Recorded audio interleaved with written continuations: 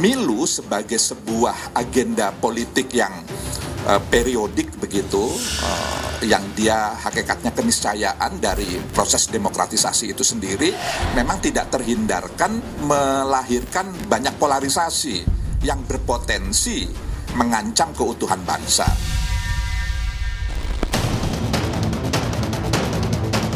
Jangan terinterupsi oleh peristiwa pemilu yang tiap 5 tahunan sering terjadi gesekan.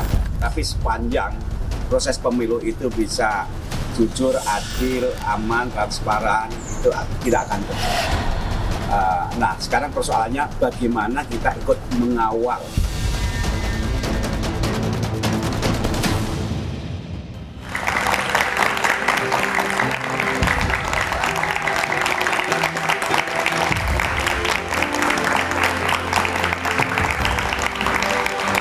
Pemilu 2024 tinggal 4 pekan, namun sejumlah pelanggaran terus bermunculan. Ketika pasangan calon mengaku menemukan berbagai pelanggaran dan saling melaporkan kubu lawan. Kecemasan akan terjadinya beragam pelanggaran disuarakan sejumlah kalangan.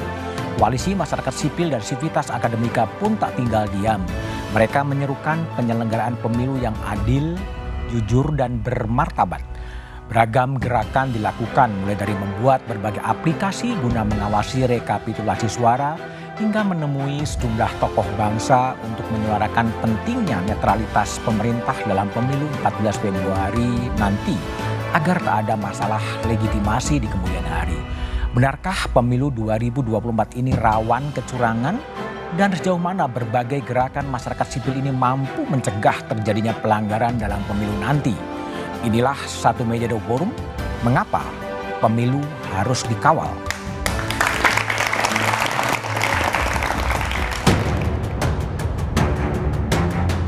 Persoalannya bagaimana kita ikut mengawal, menjaga, karena ini kepentingan kita bersama.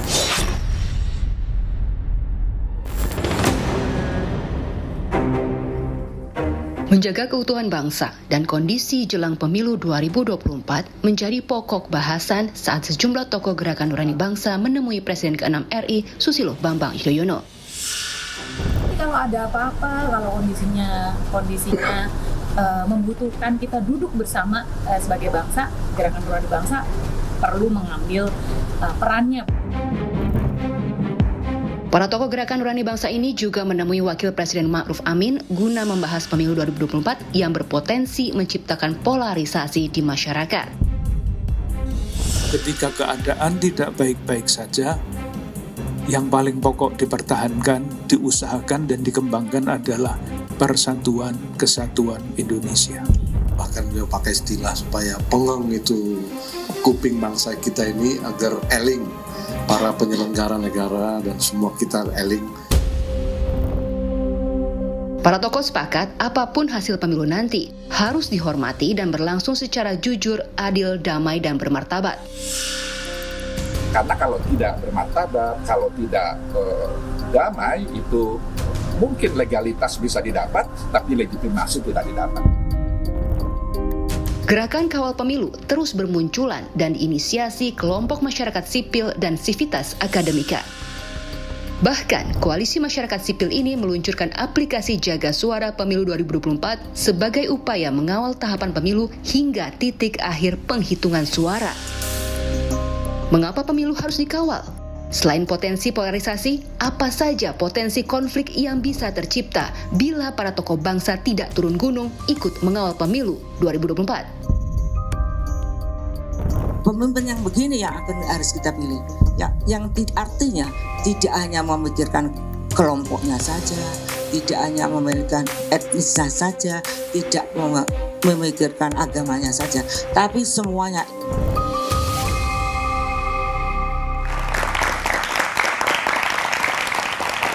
Mengapa pemilu perlu dikawal? Itulah tema Satu Meja The Forum malam ini. Telah hadir di studio dari ujung sebelah kanan ada Mas Sudirman Said dari Timnas Anies Mohaimin. Malam. Selamat malam. Kemudian ada Mas Andi Wijayanto, Deputi Politik TPN Ganjar Mahfud. Malam, Mas Andi. Di sebelah kiri saya ada Mbak Alisa Wahid, tokoh Gerakan Nurani Bangsa. Malam, Mbak Alisa. Dan Mbak Titi Anggraini, anggota Dewan Pembina Perludem. Kita masih menunggu Juri Ardiantoro, Wakil Ketua TKN Prabowo Gibran yang sebentar lagi akan bergabung. Saya akan mulai diskusi dari Mbak Alisa. Sebetulnya apa ini? Nawa itu gerakan nurani bangsa, kemudian bersafari ketemu Pak Wapres, Ma'ruf Amin, kemudian ke Pak SBY menyuarakan apa? Keprihatinan soal jalannya pemilu atau harapan sebetulnya? Ini kan gerakannya para sesepuh sebetulnya, para guru bangsa ya, para orang-orang yang sudah sekian lama mengikuti perjalanan sejarah Indonesia. Dan beliau-beliau ini resah, gelisah dengan situasi atau dinamika yang terjadi. Berbagai ketegangan yang muncul ini. Nah, beliau berkumpul kemudian memikirkan dan menemukan satu pola pikir begitu. Pola pikirnya begini, ini kok kayaknya pemilu 2024 dianggap sebagai terminal terakhir ya. Terminal terakhir? Ya, jadi semua orang tuh hanya melihat pemilu 2024 yang menang siapa gitu. Tidak melihat ini sebagai bagian dari perjalanan panjang bangsa Indonesia. Nah, karena kita punya cita-cita yang panjang, maka pemilu ini kan hanya transisi kepemimpinan. Karena itu transisi kepemimpinannya itu harus demokratis, harus bermartabat, gitu. Kalau tidak, cita-cita yang panjang ini loh yang dipertaruhkan. Tadi Mbak Alisa menyebut resah dan gelisah. Betul. Resahnya kenapa dan gelisahnya kenapa? Ya itu karena dinamika ketegangan yang terjadi, saling tuduh-menuduh yang bermunculan, lalu kemudian ada desas-desus kalau istilah para tokoh bangsa ini ya, desas-desus tentang pelanggaran di sana-sini, munculnya indikasi A, B, C, D ini gitu. Itu yang membuat beliau-beliau merasa bahwa wah ini kok jadi tegang sekali dan all or nothing begini ya begitu. Gitu. Dan persoalan etika dan moralitas itu kemudian seperti terpinggirkan hanya demi kepentingan memenangkan kekuasaan ini begitu. Setelah ketemu Pak Wapres Ma'ruf Amin, kemudian ke Presiden SBY, kemudian akan ketemu dengan Presiden Jokowi juga? Oh iya, itu sudah dijadwalkan. Kapan akan bertemu? Kelihatannya di awal Februari ya. Februari. Ya, jadi para sesepuh ini menemui, kenapa yang ditemui kok? Pertama wakil presiden, nanti di ujung ketemu presiden, begitu.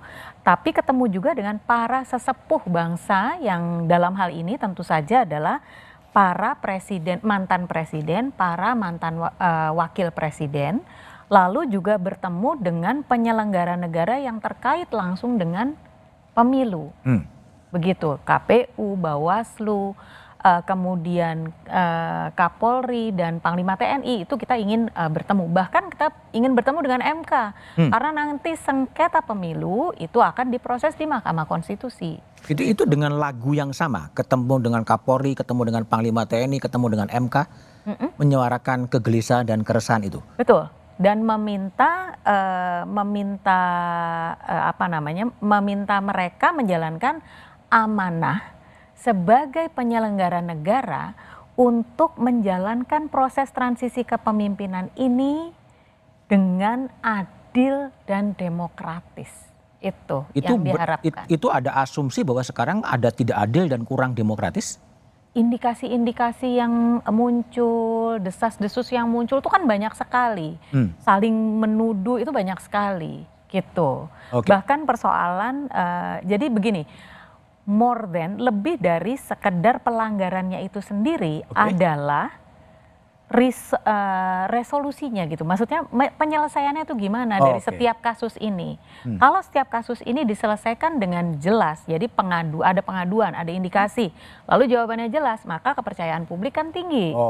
Tapi kalau ada abu-abu, ada ini, ada itu, ini kepercayaan publik kan akan berkurang. Nah, kalau kepercayaan publik berkurang, makanya tadi Pak Lukman Hakim Saifuddin menyebutkan bisa menang secara legal, tapi harus menang mendapatkan legitimasi juga. Itu yang harus dipastikan. Oke, baik Mbak Lisa. Oke, Juri Ardiantoro juga sudah datang. Silakan Mas Juri dari Wakil Ketua TKN Prabowo Gibran. Silakan Mas Juri Ardiantoro. Oke, baik, saya akan sambil Mas Juri menunggu. Mas Dirman, tadi ada suara kegelisahan dan keresahan yang disampaikan oleh Muazzin ya, Muazzin Bangsa lah atau Gerakan Nurani Bangsa. Anda juga merasakan ada perasaan yang sama atau gimana? Ya, pertama katanya ada yang mengatakan kalau suasana begitu gelap itu adalah sebentar lagi akan ada keterangan jalan gitu. Dan mungkin kehadiran para tokoh tadi, para guru bangsa, para orang tua yang selama ini barangkali berjarak kemudian sekarang masuk ke arena, itu bagian dari itu. Ada kegelisahan yang luar biasa yang dialami. Dan sebenarnya bagi kami sih gampang, karena susahnya kita ini kan bertiga kan sebagai pihak yang sedang berkompetisi. Tetapi yang paling mendasar menurut saya adalah ketika yang seharusnya jadi wasit jadi pemain. Yang sudah jadi wasit jadi pemain. Jadi kalau pemimpin paling tinggi sudah memaksakan kehendaknya sampai merubah undang-undang, untuk kepentingan keluarganya, itu yang lain hanya ikutan saja tuh. Jadi kalau ada hal-hal yang teknis, ada baliho dicopot, ada videotron dilarang, itu sebetulnya hanya implementasi dari sikap keseluruhan yang dikehendaki. Dan itu saya kira bagian dari kegelisahan itu yang kami memang tidak bisa terlalu vokal mengatakan itu karena pasti kan tidak lepas dari subjektivitas. Tapi alhamdulillah muncul tokoh independen yang menyuarakan hal-hal seperti ini. Dan itu akan menjadi satu warna tersendiri bahwa demokrasi kita mudah-mudahan bisa dijaga oleh para tokoh, oleh para orang tua, para sesepuh yang selama ini memang betul-betul dianggap kredibel. Dan kami bisa berjalan dengan lebih nyaman gitu. Oke, baik. Mas Andi, tadi kalau sebelum ke Mas Juri ya, karena beliau sedikit terlambat, apakah juga kemudian 03 juga merasakan di lapangan, merasakan kegelisahan yang sama juga terhadap pemilu yang bermartabat dan pemilu yang demokratis? Ya, di kami di 03 Mas Ganjar, ya kegelisahannya ya dimulai di putusan Mahkamah Konstitusi. Ya, saat itu kegelisahannya sudah diawali ketika aturan diubah yang memungkinkan sejumlah tokoh Gerakan Nurani Bangsa menemui Wapres Ma'ruf Amin dan Presiden ke-6 RI Susilo Bambang Yudhoyono guna memastikan pemilu berjalan sesuai undang-undang sekaligus menjaga keutuhan bangsa. Mengapa pemilu harus dikawal hingga sejumlah tokoh bangsa turun gunung menyuarakan? Simak pembahasan yang sekarang kemudian keluar hasil sidangnya. Lalu kegelisahan itu makin nampak ketika konsekuensi dari Mas Gibran menjadi cawapres adalah kami harus memperhatikan satu terminologi khusus nih, nepotisme. Nepotisme. Nepotisme yang karena ada pamannya Mas Gibran ketua MK, ada bapaknya Mas Gibran sebagai presiden yang memutuskan berpindah, berbeda dengan partainya tanpa alasan ideologis. Nah, disitulah kegelisahan itu mulai muncul. Tapi kalau saya boleh ke belakang, saya dilantik sebagai Gubernur Lemhanas Februari 2022. Pada saat saya dilantik, Pak Jokowi mengajak saya bicara sekitar 1 jam, 4 mata. Sebelum dilantik? Setelah dilantik. Setelah dilantik. Lalu di situ Pak Jokowi meminta agar saya sebagai Gubernur Lemhanas mengkaji 5 hal. Nah, yang nomor 1 yang ingin dikaji oleh Pak Jokowi adalah konsolidasi demokrasi. Wawancara pertama saya sebagai Gubernur Lemhanas ya, di media nasional itu diberi judul regresi demokrasi. Regresi demokrasi. Regresi demokrasi. Nah, nanti Mbak Titi bisa konfirmasi bahwa memang kalau kita melihat indeks demokrasi terjadi penurunan yang signifikan ya di Indonesia dan juga global. Ya, ada satu data yang baru saya dapatkan 2 hari yang lalu dari Varieties of Democracy, VDEM. Ya, data itu dikumpulkan oleh berbagai universitas kolaborasi antara Amerika dan Eropa. Ya, ada Amerika, ada Texas, ada Spanyol, ada Swedia dan seterusnya. Jadi kolaborasi banyak universitas dari 2 benua. Nah, data Videm itu ketika saya lihat indeks demokrasi Indonesia hasilnya sangat mengejutkan. Saya tidak menduga seburuk itu regresinya. Bahwa skor demokrasi Indonesia dilihat dari 4 indikator utamanya itu di masa 2014 sampai sekarang lebih buruk di seluruh presiden reformasi. Dari Seluruh masa presiden reformasi. Gus Dur, Ibu Mega, dan SBY. Saya sendiri terkejut. Saya tidak menduga bahwa regresi demokrasinya seturun itu. Saya orang yang percaya bahwa Indonesia membutuhkan demokrasi untuk melompat menjadi negara maju. Indonesia membutuhkan 7 kali pemilu demokratik berturut-turut untuk mematangkan demokrasinya. Itu kajian LIPI di awal 2000. Karena pengaruh pemilu yang terakhir ini ya? Ya, tapi ternyata demokrasi kita dengan pemilu 2014 yang benar-benar pemilu yang keras, saat itu menjadi pemilu medsos yang pertama, pemilu hoax yang pertama, pemilu post-truth yang pertama, indeks demokrasi turun. 2019 terulang. Ada Pilgub 2017 yang membuatnya terulang.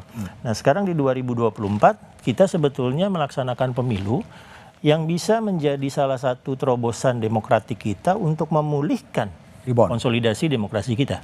Ya, tapi dengan yang tadi ditanyakan, yang tadi disampaikan Pak Sudiman Said, agak ada kekhawatiran bahwa regresinya akan berlanjut. Ya, kalau 03 dan 01 yang berbicara tentang kecurangan-kecurangan yang ada, dianggap kami subjektif. Dianggap kami menyuarakan apa yang menjadi kepentingan 01 dan 03. Karena itu kami senang. Ada Mbak Alisa Wahid, ada Ibu Sinta, yang kemudian dengan masyarakat sipil yang membawa suara ini, sehingga kami 01, 03 bisa melihat, bisa bergandengan untuk memastikan konsolidasi demokrasi berjalan. Baik. Mas Duri, tadi mungkin Anda juga mendengar ya, ada kegelisahan dari Gerakan Nurani Bangsa soal pelaksanaan tahap-tahap awal dari pemilu. Kalau dari 02, melihatnya apakah menangkap juga ada kegelisahan-kegelisahan yang ada terjadi pada para sesepuh bangsa itu? Ya, kalau kita lihat sejarah juga atau perjalanan pemilu kita, kan selalu muncul juga banyak kekhawatiran dari banyak pihak. Kita tahu pemilu itu kan kontestasi, arena kontestasi yang orang banyak mengkhawatirkan terjadinya perpecahan, terjadinya fragmentasi sosial di tengah-tengah masyarakat, akibat dari berbeda pilihan dan sebagainya. Makanya kegelisahan banyak orang terkait dengan ini menurut kami ya wajar saja. Wajar. Tapi Anda merasakan kegelisahan yang sama soal potensi apa tadi sejak putusan MK, lalu kemudian soal apa indikasi kecurangan-kecurangan dan lain sebagainya? Karena kepentingan untuk membuat pemilu ini berjalan baik, jujur, adil, damai, aman, ini kan sebenarnya kepentingan semua pihak. Semua calon pasti punya kepentingan yang sama. Sehingga saya kira soal khawatiran adanya kecurangan, gangguan pemilu, itu kan 02, 01, 03 mestinya sama. Nah, karena kita ingin juga hasil pemilu atau proses pemilu dan hasil pemilu itu juga punya legitimasi yang kuat. Karena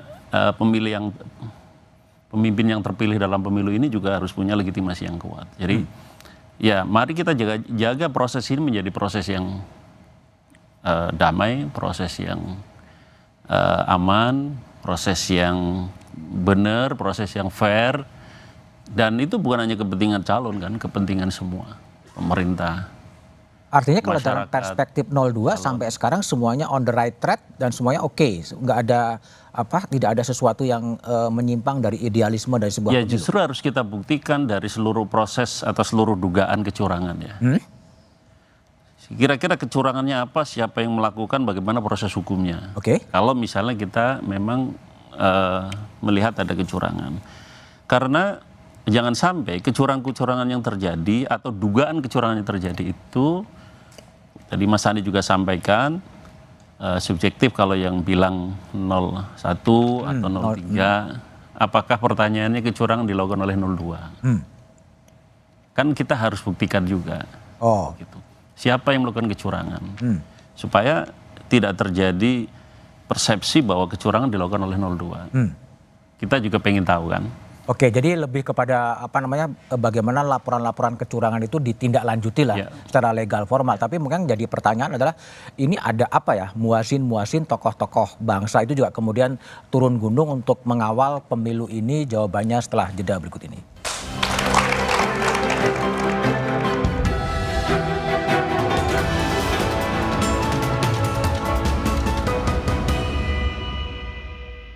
Sejumlah tokoh gerakan Nurani Bangsa menemui Wapres Ma'ruf Amin dan Presiden ke-6 RI Susilo Bambang Yudhoyono guna memastikan pemilu berjalan sesuai undang-undang sekaligus menjaga keutuhan bangsa.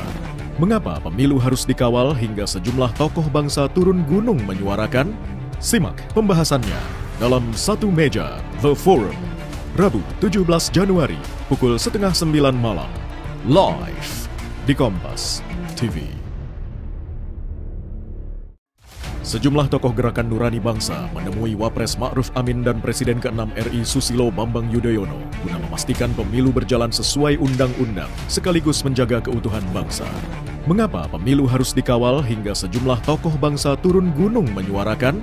Simak pembahasannya dalam Satu Meja The Forum, Rabu 17 Januari pukul 8:30 malam, live di Kompas TV. Sejumlah tokoh gerakan Nurani Bangsa menemui Wapres Ma'ruf Amin dan Presiden ke-6 RI Susilo Bambang Yudhoyono guna memastikan pemilu berjalan sesuai undang-undang sekaligus menjaga keutuhan bangsa.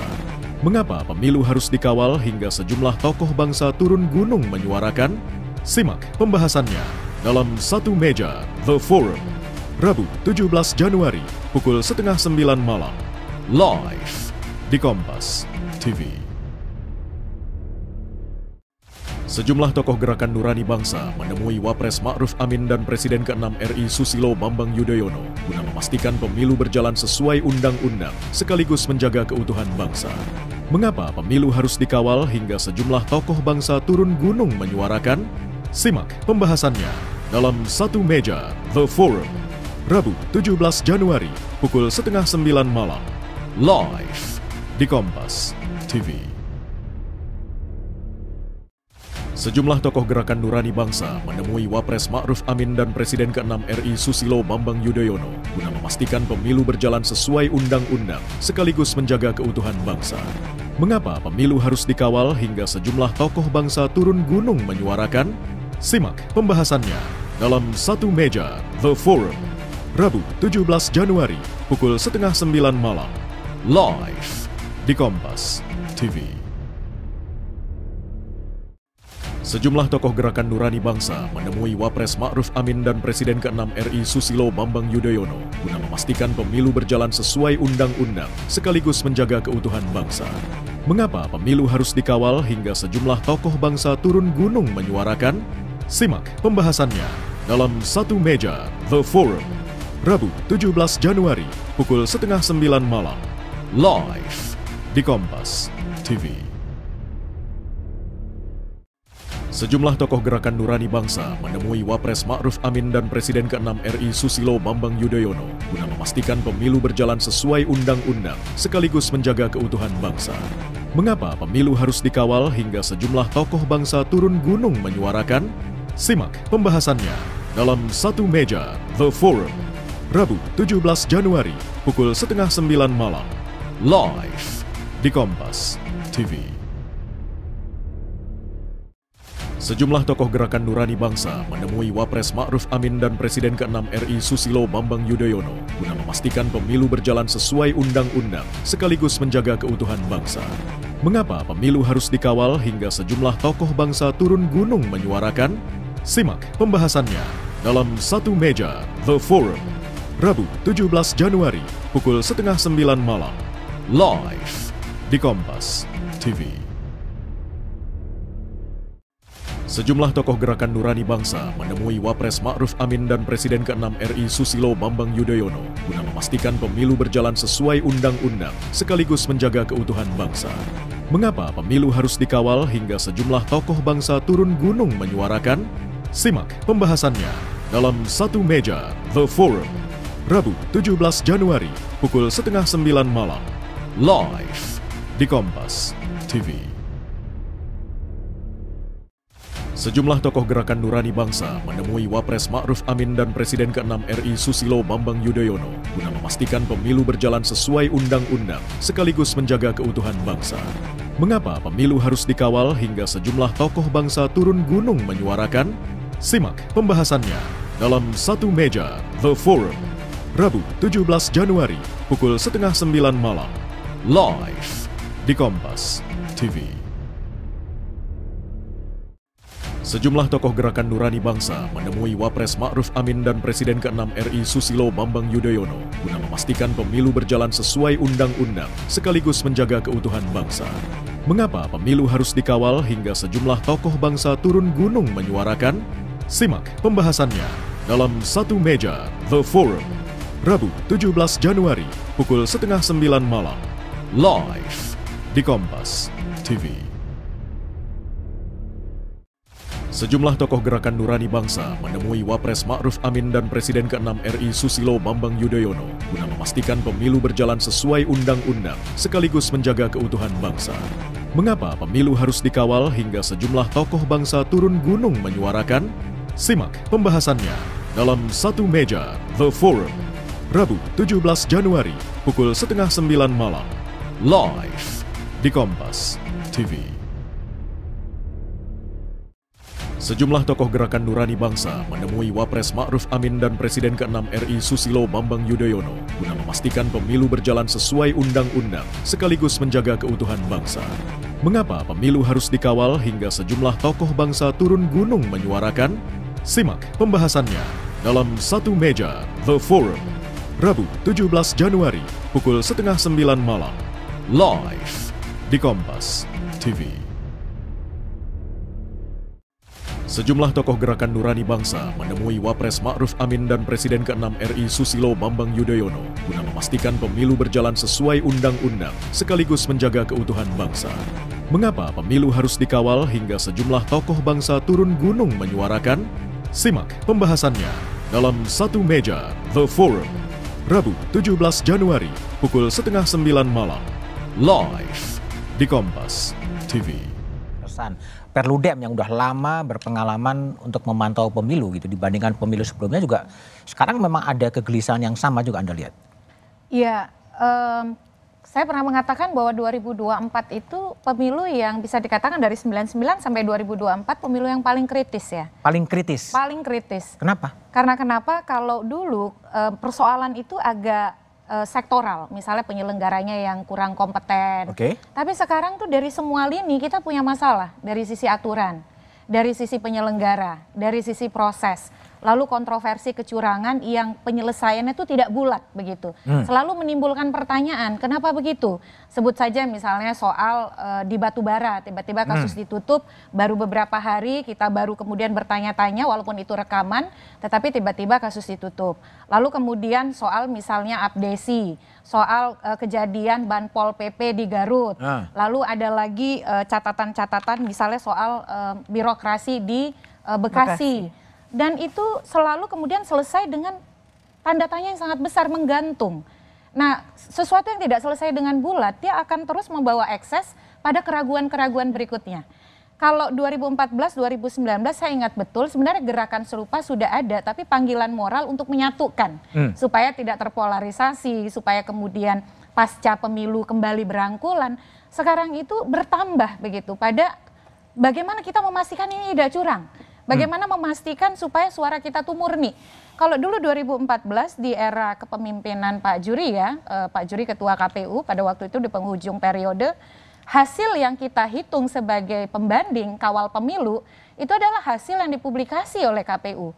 Berarti ada kepercayaan pada produk suatu lembaga. Tapi sekarang misalnya gerakan Jaga Suara 2024, Jaga Suaramu, Jaga Pemilu, itu bahkan ingin memastikan mereka mengkoleksi langsung dari TPS begitu. Artinya gini Mbak Titi, kalau kembali kepada tadi yang dikatakan ada apa indikasi-indikasi kecurangan, apa abdesi, lalu kemudian yang di Batubara dan lain sebagainya. Ini siapa sebenarnya yang patut diduga melakukan kecurangan itu?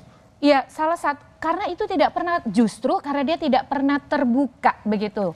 Dia tidak pernah selesai tuntas bulat. Tapi selalu ada pertanyaan karena kasusnya keburu ditutup. Ataupun kemudian kalau ada pernyataan ini melanggar, tapi bukan kewenangan kami, diserahkan kepada Mendagri. Memihak paslon kemana? Iya, kalau disebutkan memang, mohon maaf ya Pak Juri, paling banyak kepada nomor 2 begitu. Dan apalagi kemudian ada pernyataan rentetan presiden akan cawe-cawe. Tiba-tiba tanpa ada pernyataan mendukung salah satu calon, makan hanya bersama presiden, salah satu presiden. Memanggil partai politik pendukung atau makan bersama partai politik pendukung salah satu calon. Padahal komitmennya kan katanya mau netral gitu. Jadi ini pasti tidak terhindarkan, akan dihubungkan satu sama lain. Baik. Mas Juri, jadi kalau analisa dari Mbak Titi tadi bahwa kejadian-kejadian di bawah itu lebih banyak menguntungkan paslon 02? Ya, pertama sebetulnya saya nggak punya kompetensi untuk menilai institusi atau entitas lain ya di luar yang kami kelola, ya ini paslon dan tim kampanye. Tapi memang akhir-akhir ini banyak sekali narasi yang berkembang seolah-olah atau lebih banyak tuduhan kecurangan itu dilakukan oleh 02. Nah, ini yang sejak awal tadi saya sampaikan supaya ini di-clearkan oleh para penyelenggara pemilu, oleh para penegak hukum. Sebetulnya seperti apa prosesnya? Kami di tim 02 selalu ketat menyampaikan kepada paslon ya Pak Prabowo, Mas Gibran, ini loh aturan-aturan pemilu, aturan-aturan kampanye, dan beliau-beliau sangat memperhatikan betul supaya tidak terlibat di dalam dugaan kecurangan. Memang misalnya ada beberapa kasus yang pada akhirnya 02 merasa tertuduh. Misalnya sekarang kasus yang ada di Ambon. Atau di Maluku, Bawaslu memproses dugaan pelanggaran Mas Gibran ketika bertemu dengan para ketua adat, para raja-raja. Nah, Mas Gibran sendiri kan nggak ngerti bahwa di antara para raja dan kepala suku itu ada yang merangkap kepala desa. Dan kepala desa itu kan menurut undang-undang memang dilarang dilibatkan dalam kampanye. Ini kan sesuatu yang sebetulnya dari sisi calon ini nggak ada problem, nggak masalah. Karena nggak paham bahwa yang datang itu adalah juga merangkap kepala desa. Nggak paham? Nggak tahu. Raja. Karena taunya adalah raja kepala suku. Ternyata di sana kan memang mungkin ada kepala suku, adat, atau raja yang juga mungkin kepala desa. Nah, lalu siapa ini yang salah dalam proses ini gitu? Tapi kalau tadi kan Mbak Titi mengatakan diproses tapi kemudian nggak ada apa, ditutup. Proses ditutup. Kalau Ambon masih proses. Nggak yang lain lah. Dalam konteks lain kan kemudian ditutup gitu kan. Ada kasus yang juga ganjil menurut kami dan merasa kami juga dirugikan. Kasus di Jakarta, Car Free Day. Car Free Day, susu itu. Di mana Mas Gibran memberikan susu, bagi susu. Oleh Bawaslu dinyatakan, Bawaslu RI dinyatakan bahwa kasus ini tidak memenuhi unsur pelanggaran kampanye. Nah, tiba-tiba Bawaslu Jakarta Pusat memproses ulang dengan mengatakan ada temuan baru atau bukti baru. Anehnya, bukti baru yang dipakai oleh Bawaslu Jakarta Pusat adalah bahwa paslon diduga melakukan pelanggaran aturan lain. Yang disebut aturan lain adalah Pergub. Kalau nggak salah, Pergub yang melarang kegiatan politik di area Car Free Day. Pertanyaan kami waktu itu, ini Bawaslu itu bekerja berdasarkan undang-undang pemilu atau berdasarkan Pergub? Kan aneh. Mestinya ketika ada dugaan pelanggaran peraturan lain, Bawaslu itu cukup mengkaji, hasil kajiannya disampaikan kepada gubernur sebagai pemegang otoritas untuk menegakkan Pergub.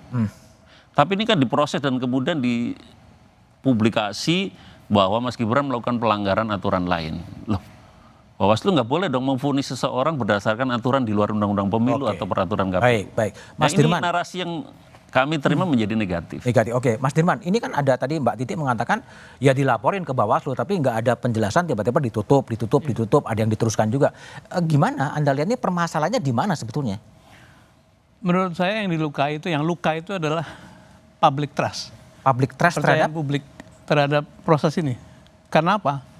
Kalau kita urut ke belakang, hulunya adalah ketika seorang pemimpin negara yang seharusnya menjaga semuanya, menggunakan kewenangannya untuk mendorong keluarganya, itu hulu dari kerusakan publik. Tapi kan pernyataannya kan minta untuk netral semuanya kan. Nah, sesudah itu kan verbalnya mengatakan netral, tapi non verbalnya tidak kan. Jadi di sini muncul satu gap antara yang dikatakan dengan yang dilakukan. Non verbal tidak di mana tidaknya? Yang kita saksikan selama ini, misalnya kepala desa dikumpulkan begitu ya, kemudian ada tuh satu pembahasan presiden rasa tim sukses gitu. Ini kan menjadi bola yang terus menggelinding dan akhirnya muncul satu tindakan atau satu inisiatif dari para tokoh untuk mengatakan. Saya kebetulan beberapa hari ini menyaksikan atau mereview seluruh berita-berita media internasional terhadap keadaan kita sekarang, dan semuanya menulis dengan sangat buruk. Times, Asia Times, Guardian, kemudian New York Times, semuanya menulis dengan buruk keadaan kita. Dan saya merasa prihatin karena seolah-olah demokrasi kita yang kita bangun dengan susah payah sejak 98 itu, kok di ujung atau bukan di ujung lah, di periode ini seperti dirusak begitu rupa oleh satu tindakan, dan semuanya mengatakan nepotisme sebagai satu persoalan besar, kemudian melanggar undang-undang sebagai persoalan besar, dan melanggar etika itu satu persoalan besar. Yang itu saya katakan tadi, itulah ujung atau hulu dari hilangnya public trust atas proses ini semua. Dan nanti menurut saya yang dikhawatirkan bahwa betul barangkali ada kemenangan secara politik, tapi legitimasi akan menjadi pertanyaan besar. Karena itu memang saya kira kita berterima kasih pada civil society yang ingin mengembalikan ini pada track. Sehingga kerusakan trust ini tidak akan berlanjut, mudah-mudahan. Itu yang kita harapkan. Baik, Mas Andi. Jadi kalau Mas Andi lihat, apa sih yang menjadi kekhawatiran paling besar Anda terhadap jalannya pemilu yang tinggal 30 hari lagi atau kurang? Tapi jawabannya setelah jeda berikut ini.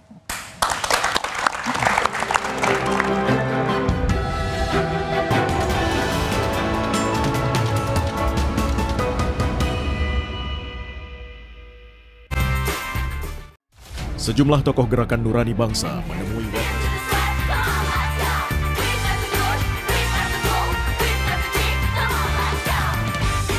dan Presiden ke-6 RI Susilo Bambang Yudhoyono guna memastikan pemilu berjalan sesuai undang-undang sekaligus menjaga keutuhan bangsa. Mengapa pemilu harus dikawal hingga sejumlah tokoh bangsa turun gunung menyuarakan? Simak pembahasannya dalam Satu Meja The Forum, Rabu 17 Januari pukul 8:30 malam, live di Kompas TV. Sejumlah tokoh gerakan Nurani Bangsa menemui Wapres Ma'ruf Amin dan Presiden ke-6 RI Susilo Bambang Yudhoyono guna memastikan pemilu berjalan sesuai undang-undang sekaligus menjaga keutuhan bangsa. Mengapa pemilu harus dikawal hingga sejumlah tokoh bangsa turun gunung menyuarakan? Simak pembahasannya dalam Satu Meja The Forum, Rabu 17 Januari pukul 8:30 malam, live di Kompas TV. Sejumlah tokoh gerakan Nurani Bangsa menemui Wapres Ma'ruf Amin dan Presiden ke-6 RI Susilo Bambang Yudhoyono guna memastikan pemilu berjalan sesuai undang-undang sekaligus menjaga keutuhan bangsa. Mengapa pemilu harus dikawal hingga sejumlah tokoh bangsa turun gunung menyuarakan? Simak pembahasannya dalam Satu Meja The Forum, Rabu 17 Januari pukul 8:30 malam, live di Kompas TV.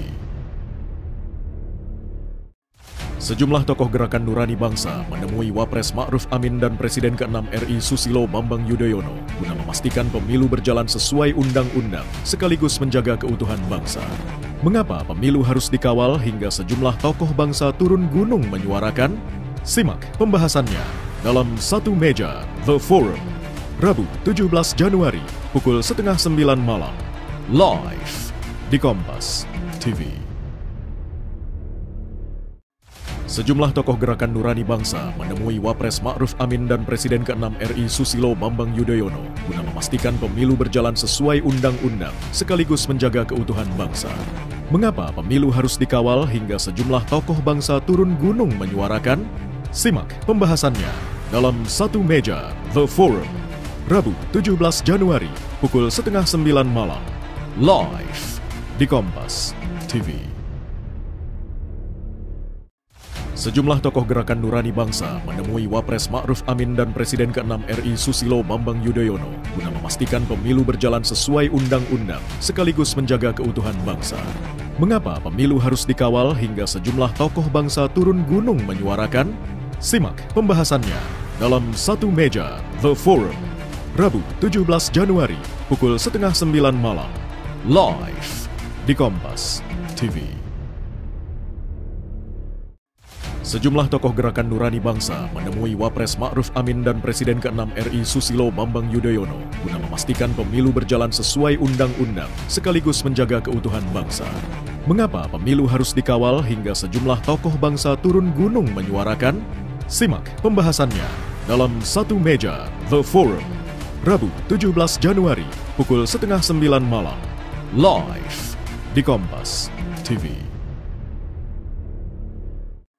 Sejumlah tokoh gerakan Nurani Bangsa menemui Wapres Ma'ruf Amin dan Presiden ke-6 RI Susilo Bambang Yudhoyono guna memastikan pemilu berjalan sesuai undang-undang sekaligus menjaga keutuhan bangsa. Mengapa pemilu harus dikawal hingga sejumlah tokoh bangsa turun gunung menyuarakan? Simak pembahasannya dalam Satu Meja The Forum, Rabu 17 Januari pukul 8:30 malam, live di Kompas TV. Sejumlah tokoh gerakan Nurani Bangsa menemui Wapres Ma'ruf Amin dan Presiden ke-6 RI Susilo Bambang Yudhoyono guna memastikan pemilu berjalan sesuai undang-undang sekaligus menjaga keutuhan bangsa. Mengapa pemilu harus dikawal hingga sejumlah tokoh bangsa turun gunung menyuarakan? Simak pembahasannya dalam Satu Meja The Forum, Rabu 17 Januari pukul 8:30 malam, live di Kompas TV. Sejumlah pelanggaran yang lebih banyak itu dilakukan oleh ASN dan sebagainya. Nah, kita nanti bisa melaporkan pelanggaran yang banyak ini dalam bentuk TSR, terstruktur, sistematis dan masif. Tapi data yang ada sekarang itu belum bisa kita bawa menjadi laporan TSM. Oke, baik. Mas Andi, Ifdal mengatakan kekhawatiran bisa menjadi terstruktur, sistematif, dan masif berkaitan dengan pelanggaran ASN. Itu memang menjadi kekhawatiran dari timnya Mas Ganjar dan Pak Mahfud? Iya, yang kami khawatirkan tahapan konsolidasi demokrasinya berjalan mundur ya. Ya, kalau saya mau sederhanakan ada 3 tahap. Tahap pertama itu ketika kita menginisiasi demokrasi, itu tahun 99, tahun 2004. Tahap kedua adalah ketika kita menguatkan institusi kelembagaan dari demokrasi, antara lain menguatkan KPU. Itu pemilu 2009, pemilu 2014. Sekarang mestinya kita dalam tahap yang namanya deliberatif demokrasi. Ketika yang kita bicarakan adalah 21 program unggulannya Mas Ganjar. Makan gratisnya 02, perubahan yang diusung oleh 01. Mestinya kita berdebat itu. Tapi ya kita sudah di sini berapa menit, begitu ya, berapa puluh menit.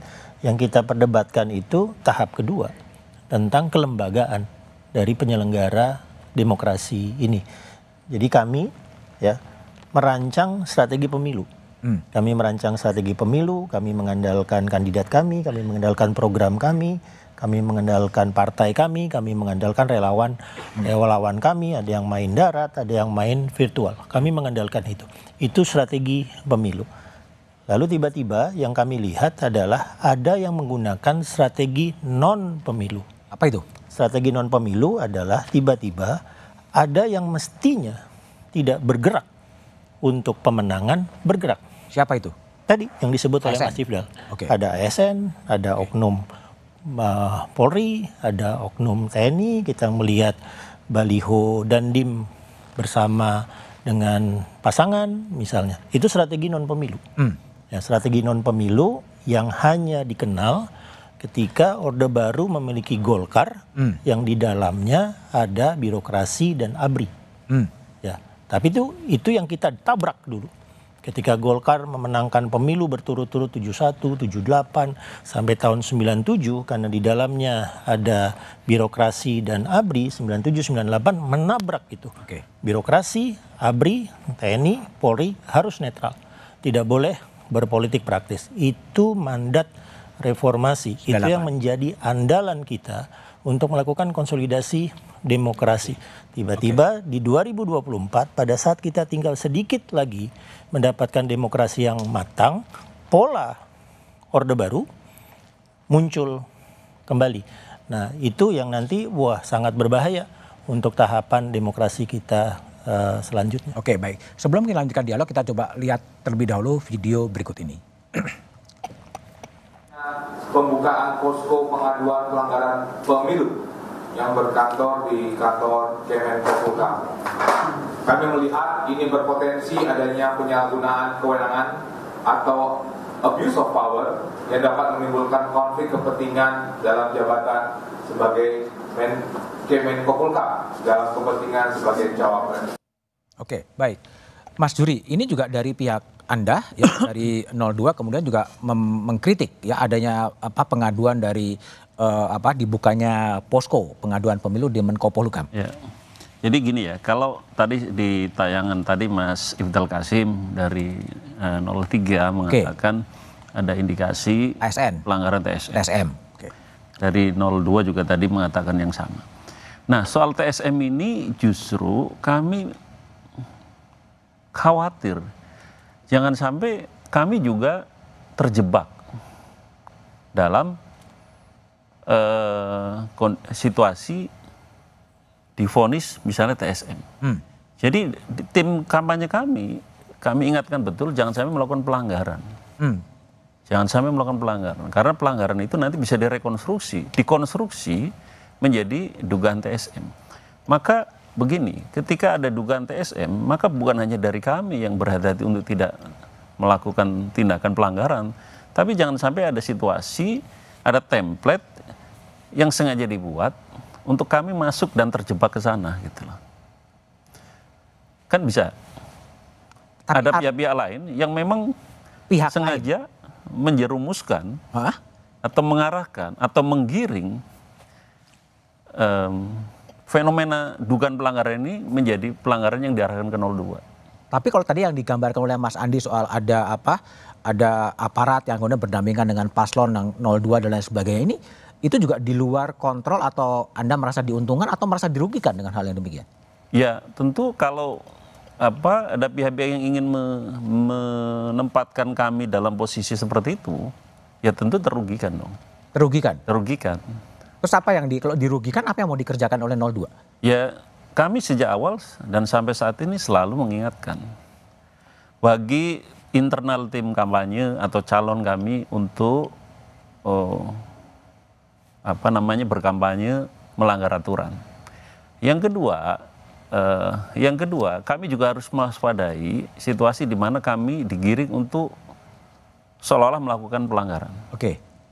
Nah, ini yang juga harus kita lihat. Yang ketiga, ini kan banyak sekali aspirasi, mungkin banyak sekali juga dukungan yang nggak bisa dikontrol oleh calon atau oleh tim kampanye. Nah, dukungan-dukungan seperti itu yang kadang-kadang bisa jadi kelewat garis. Di luar kontrol dari tim kampanye. Ya? Nah, ini yang disalahkan kami, paslonnya, tim kampanyenya, atau pelakunya. Yang kebetulan pelaku itu mendukung 02. Oke. Jadi Anda TKN sama sekali tidak mengorkestrasi dukungan atau apapun juga kira-kira? Nggak boleh. Nggak boleh begitu ya? Maksud dukungan yang berpotensi melanggar. Oke, kita coba lihat ya, dengar video di tayangan berikut ini. Sayangnya jelang tahapan menentukan tersebut, terjadi beberapa praktek kecurangan yang semakin masif dan beraroma korupsi. Baru-baru ini, misalnya, terjadi pembagian bansos di beberapa wilayah yang menggunakan dana APBN, tetapi terdapat logo paslon tertentu dalam paket tersebut. Oke, Mas Dirman, itu gimana kelanjutan dari curhatnya Mas Syawgi itu? Jadi kalau pakai definisi sederhana itu korupsi adalah menggunakan kewenangan publik untuk kepentingan pribadi atau kelompok gitu. Dan dana bansos itu kan dana publik yang digunakan kewenangan publik. Tapi kalau kemudian distempel menjadi barangnya calon tertentu, itu artinya tertentu tuh mana sih? Barangkali itu bisa dilihat, tapi di sini kita tidak perlu sebutkan. Itu artinya menggunakan kewenangan publik untuk kepentingan satu grup, satu kelompok. Dan itu berpotensi bisa dikategorikan sebagai korupsi. Itu yang kita coba ingatkan. Salah satu yang coba kita ingatkan. Korupsi politik. Apapun, tapi itu by definition itu korupsi karena dia gunakan kewenangan publik untuk kelompok tertentu. Lalu 01 mau ngapain? Makanya kan kita laporkan. Yang tadi memberikan press conference itu kan ada tim hukum. Dan kita mencatat terus-menerus, satu persatu kita sampaikan, dan mudah-mudahan bisa menjadi gaung. Dan tadi kembali kepada inisiatif dari Mbak Alisa Wahid dan para senior, saya kira kita akan punya pengawal yang kredibel kalau kita menyampaikan hal ini kepada publik, sehingga bisa dijaga bersama-sama. Oke, Mbak Alisa, ada fenomena saling lapor ke Bawaslu. Tapi tadi Bawaslu atau ke lembaga penyelenggara lah, tapi kan Mbak Titi juga mengatakan Bawaslu-nya juga tiba-tiba belum terlalu jelas ya, dihentikan. Sekarang ekspektasinya kepada Gerakan Nurani Bangsa nih, harapan besar dari sesepuh untuk ikut mengawal? Iya, memang kami dari begitu kami mulai berkunjung ke Wapres, sejak itu pula begitu banyak aspirasi dari warga bangsa gitu terhadap para sesepuh ini. Hanya kepada Bapak Ibu kami mohon menjadi suara nurani, kami mohon dikawal ini pemilu. Itu banyak sekali di media massa maupun pesan pribadi kepada kami ya. Harapan yang sangat besar untuk ikut mengingatkan para penyelenggara negara ini. Dan saya ingin tadi dengan memperhatikan tadi pembicaraan yang tadi, saya ingin mengingatkan bahwa kecurangan itu tidak selalu melanggar hukum loh. Tidak selalu melanggar hukum? Iya, kalau hanya bicara melanggar hukum, yang terjadi tadi itu, kasusnya Gus Miftah itu dianggap tidak memenuhi unsur misalnya. Bahkan mungkin ketika Presiden membagikan bansos, itu apakah ada hukum yang dilanggar? Tidak ada. Tapi masalahnya hukum itu kan harus juga berlandaskan pada etika. Mana yang boleh, mana yang tidak boleh. Ini yang terus-menerus disorot oleh para sesepuh ini. Jangan hanya bicara hukum positif, tetapi apakah etis? Misalnya menteri yang sedang menjabat, kemudian secara terbuka menyatakan bahwa ini diberikan oleh presiden. Jadi ini nanti terus dilanjutkan dengan putra presiden. Ya, itu sudah masalah tidak etis. Dan bagi para sesepuh ini sudah bentuk curang kalau begini. Gitu, karena ini tadi bansos itu kan bukan dari dana pribadi. Ini nih dana APBN. Kalau dana APBN berarti dari pajak rakyat.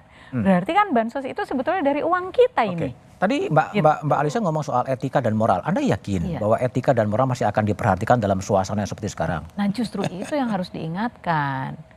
Harusnya tetap dong, Mas.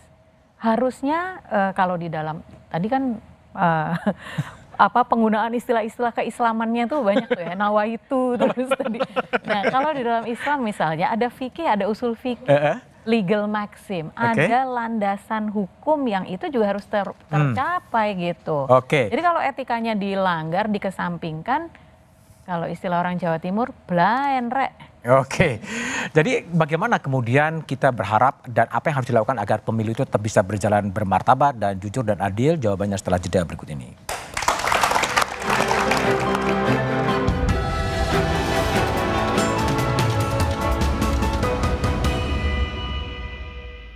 Mineral 100% bebas BPA, aman untuk anak dan keluarga. Ciri galon bebas BPA, bening transparan. Nurani Bangsa menemui Wapres Ma'ruf Amin dan Presiden ke-6 RI Susilo Bambang Yudhoyono guna memastikan pemilu berjalan sesuai undang-undang sekaligus menjaga keutuhan bangsa.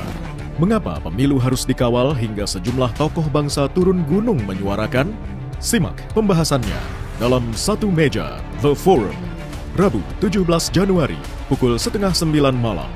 Live di Kompas TV. Sejumlah tokoh Gerakan Nurani Bangsa menemui Wapres Ma'ruf Amin dan Presiden ke-6 RI Susilo Bambang Yudhoyono guna memastikan pemilu berjalan sesuai undang-undang sekaligus menjaga keutuhan bangsa. Mengapa pemilu harus dikawal hingga sejumlah tokoh bangsa turun gunung menyuarakan? Simak pembahasannya dalam Satu Meja The Forum, Rabu 17 Januari pukul 8:30 malam. Live di Kompas TV. Sejumlah tokoh gerakan Nurani Bangsa menemui Wapres Ma'ruf Amin dan Presiden ke-6 RI Susilo Bambang Yudhoyono guna memastikan pemilu berjalan sesuai undang-undang sekaligus menjaga keutuhan bangsa. Mengapa pemilu harus dikawal hingga sejumlah tokoh bangsa turun gunung menyuarakan? Simak pembahasannya dalam Satu Meja The Forum, Rabu 17 Januari pukul 8:30 malam, live di Kompas TV. Sejumlah tokoh gerakan Nurani Bangsa menemui Wapres Ma'ruf Amin dan Presiden ke-6 RI Susilo Bambang Yudhoyono guna memastikan pemilu berjalan sesuai undang-undang sekaligus menjaga keutuhan bangsa. Mengapa pemilu harus dikawal hingga sejumlah tokoh bangsa turun gunung menyuarakan? Simak pembahasannya dalam Satu Meja The Forum, Rabu 17 Januari pukul 8:30 malam, live di Kompas TV. Sejumlah tokoh gerakan Nurani Bangsa menemui Wapres Ma'ruf Amin dan Presiden ke-6 RI Susilo Bambang Yudhoyono guna memastikan pemilu berjalan sesuai undang-undang sekaligus menjaga keutuhan bangsa. Mengapa pemilu harus dikawal hingga sejumlah tokoh bangsa turun gunung menyuarakan? Simak pembahasannya dalam Satu Meja The Forum, Rabu 17 Januari pukul 8:30 malam, live di Kompas TV. Sejumlah tokoh gerakan Nurani Bangsa menemui Wapres Ma'ruf Amin dan Presiden ke-6 RI Susilo Bambang Yudhoyono guna memastikan pemilu berjalan sesuai undang-undang sekaligus menjaga keutuhan bangsa. Mengapa pemilu harus dikawal hingga sejumlah tokoh bangsa turun gunung menyuarakan? Simak pembahasannya dalam Satu Meja The Forum, Rabu 17 Januari pukul 8:30 malam, live di Kompas TV. Sejumlah tokoh gerakan Nurani Bangsa menemui Wapres Ma'ruf Amin dan Presiden ke-6 RI Susilo Bambang Yudhoyono guna memastikan pemilu berjalan sesuai undang-undang sekaligus menjaga keutuhan bangsa. Mengapa pemilu harus dikawal hingga sejumlah tokoh bangsa turun gunung menyuarakan? Simak pembahasannya dalam Satu Meja The Forum, Rabu 17 Januari pukul 8:30 malam, live di Kompas TV. Sejumlah tokoh gerakan Nurani Bangsa menemui Wapres Ma'ruf Amin dan Presiden ke-6 RI Susilo Bambang Yudhoyono guna memastikan pemilu berjalan sesuai undang-undang sekaligus menjaga keutuhan bangsa. Mengapa pemilu harus dikawal hingga sejumlah tokoh bangsa turun gunung menyuarakan?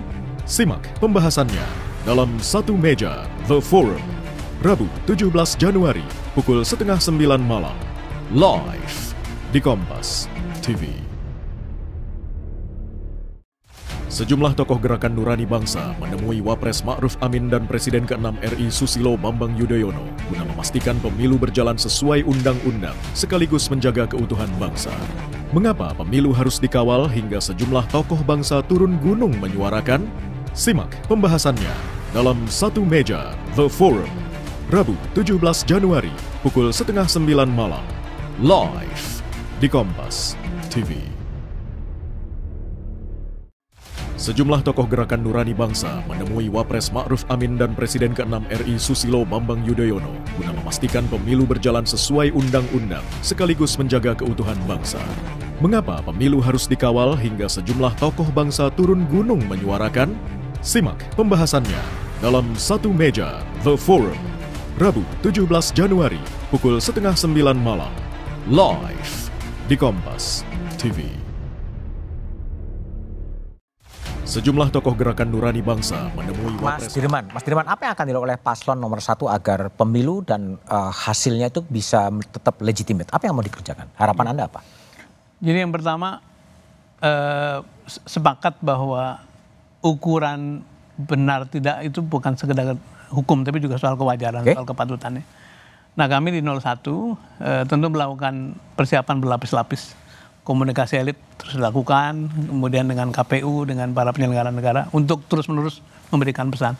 Tapi yang penting juga adalah menggelorakan lapangan supaya memang di grassroots itu tampak kesiapan kita untuk mengawasi dan menjadi penjaga. Nah, kami berharap betul dan sudah diawali oleh Gerakan Nurani Bangsa, makin banyak civil society yang bekerja mengawal dan turun mengawal, itu saya kira makin baik. Makin baik. Dan itu kita terima kasih. Mas Duri, Dari paslon nomor 2 yang untuk menghasilkan hasil yang juga legitimate, apa yang mau dilakukan dalam posisi sekarang? Ya, pertama ya kami dari 02 juga punya kepentingan yang sama ya, bahwa seluruh proses pemilu sampai pada hasilnya nanti adalah satu pemilu yang punya integritas yang kuat, legitimasi yang kuat. Yang kedua, kami mendorong supaya baik calon maupun tim kampanyenya, tim suksesnya, pendukungnya kembali kepada hakikat kita kampanye dan hakikat kita mencari dukungan. Yakni kita kembali kepada bagaimana kita sibuk untuk menyampaikan program dan visi calon dan gagasan kepada masyarakat untuk memberikan keyakinan masyarakat memilih pasangan calon masing-masing. Tidak kemudian kita sibuk untuk berkomentar, kemudian untuk menyerang atau untuk mencari kesalahan calon lain gitu. Jadi kita kembali kepada promosi calon kita masing-masing. Promosi dan gagasan. Mas Andi? Kembali ke hulu akar masalahnya. Ya, kita setelah 50 hari kampanye akhirnya tetap membicarakan masalah etik karena ini diawali oleh pelanggaran etik. Ini diawali oleh nepotisme di lingkungan keluarga. Jalan keluarnya? Presiden. Presidennya yang kemudian harus membuktikan bahwa beliau punya komitmen untuk menjaga konsolidasi demokrasi dengan memastikan netralitas aparat. Ya, itu sebetulnya langkah paling mudah kok untuk mengembalikan sudah dinyatakan secara konsolidasi demokrasi. Ya, pastikan yang tadi disampaikan, tidak ada kode-kode tertentu, tidak ada simbol-simbol tertentu, tidak ada pertemuan-pertemuan yang kemudian mengarahkan ke salah satu calon. Tutup itu semua. Tutup semua. Saya membuat media analitik yang setiap hari dulu diterima oleh presiden ya. Kalau media analitik kami benar, maka pada dasarnya publik memang menginginkan presiden netral. Presiden netral. Baik, Mbak Alisa, apa yang Anda harapkan menjelang kurang 30 hari agar pemilu ini hasilnya legitimate? Kembali, pemilu adalah satu fase dalam perjalanan hidup bangsa. Kita ini sedang memilih pemimpin. Dan karena itu proses memilih pemimpinnya itu harus baik, harus bermartabat. Karena itu penyelenggara pemilunya harus memastikan pemilunya juga berlangsung bermartabat. Dan yang lebih penting dalam proses ini, Presiden sebagai pemimpin tertinggi bangsa Indonesia itu memastikan netralitas sejati. Harus gimana? Bukan hanya menyatakan tapi memastikan penyelenggara negara secara umum itu berlaku netral sehingga kompetisi akan berlangsung dengan baik, karena pemilu damai itu tidak bisa tanpa keadilan. Saya akhiri dengan kalimat Gus Dur, perdamaian tanpa keadilan hanyalah ilusi. Pemilu damai tanpa pemilu jujur adil hanyalah ilusi. Oke, agar tidak jadi ilusi, Titi, apa yang harus pastikan harus dikerjakan oleh siapapun? Iya, peserta pemilu, penyelenggara pemilu, pengadilan, aparat, birokrasi bisa tergelincir. Nah, oleh karena itu suara masyarakat sipil harus terus digaungkan dan terkonsolidasi. Kita bukan hanya harus bersuara saat ini, Mas Budiman, tapi juga ambil peran. Kalau memang ada persoalan hukum yang bengkok, aktivisme hukum harus dilakukan. Menggunakan ruang-ruang yang diberikan negara untuk meluruskan aturan hukum yang memang dibelokkan tadi. Dan termasuk juga gerakan sosial yang sudah diinisiasi oleh banyak kelompok. Ada pilihan yang terbuka untuk kita ambil peran sebagai publik. Jaga Suara 2024. Jaga suaramu, jaga pemilu, peta kecurangan pemilu untuk melaporkan, lalu juga komunitas pemilu bersih. Bergabunglah bersama komunitas-komunitas itu supaya kita kuat. Menjaga pemilu bermartabat. Oke, baik Mbak Titi, Mbak Alisa, Mas Andi, Yuri, dan Mas Dirman. Pemilu 2024 harus tetap diupayakan menjadi pemilu yang bermartabat dan minimal dalam pelanggaran dan kecurangan. Kepala pemerintahan dan kepala negara beserta aparatur di bawahnya, termasuk pasangan calon, sama-sama punya tanggung jawab untuk memastikan jalannya pemilu berkualitas. Suara-suara jernih tokoh-tokoh bangsa harus menjadi perhatian. Demikian Satu Meja di Forum malam ini. Tetap saksikan Kompas TV untuk mengupdate informasi seputar pemilu hanya di Kompas TV, independen, terpercaya. Sampai jumpa pekan depan. Selamat malam dan terima kasih.